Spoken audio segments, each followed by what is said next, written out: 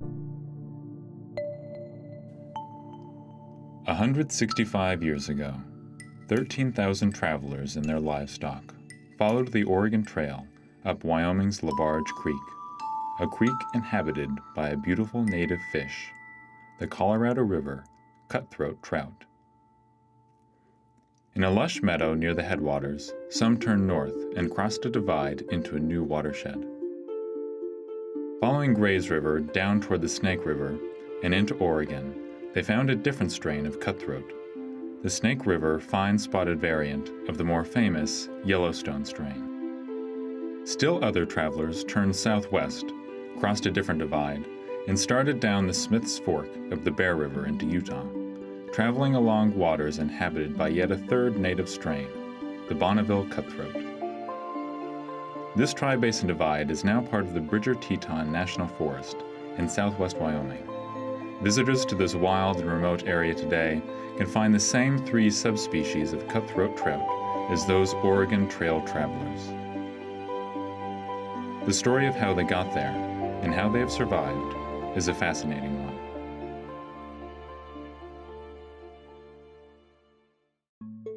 Cutthroat trout once ranged from coastal streams of the Pacific Northwest to the east slope of the Rockies, and from New Mexico to Canada. Before extinction of some subspecies, they were possibly the largest native North American trout species and the most diverse. The story of Wyoming's cutthroat begins at least 50 million years ago, when the salmon family appeared in the cold waters feeding the Pacific. About 2 million years ago, cutthroat diverged as a genetically more complex cousin of the rainbow trout. And by about 1 million years ago, they had begun working their way up the Columbia River to the Snake River, colonizing the tributaries and headwaters of both systems, and adapting to their new environments.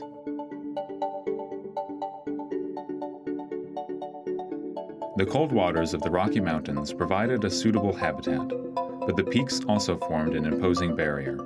It was likely only 10,000 years ago, after the last ice age, that cutthroat found their way over the continental divide. Some made their way into the Yellowstone River system. Others crossed another divide from the Snake River into the Upper Green River and down into the Colorado River. These populations, now isolated from one another, continued to evolve in local ecosystems until there were numerous different strains or subspecies with unique markings and special local adaptations, increasing both the beauty and the biodiversity of this amazing species.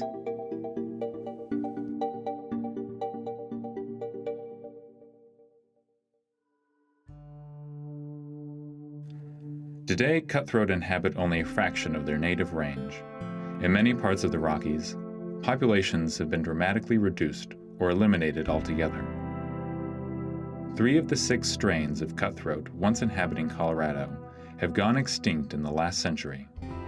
One ongoing threat to cutthroat is habitat loss from migration-blocking dams, water withdrawal, road building, deforestation, grazing, mining, development, and climate change.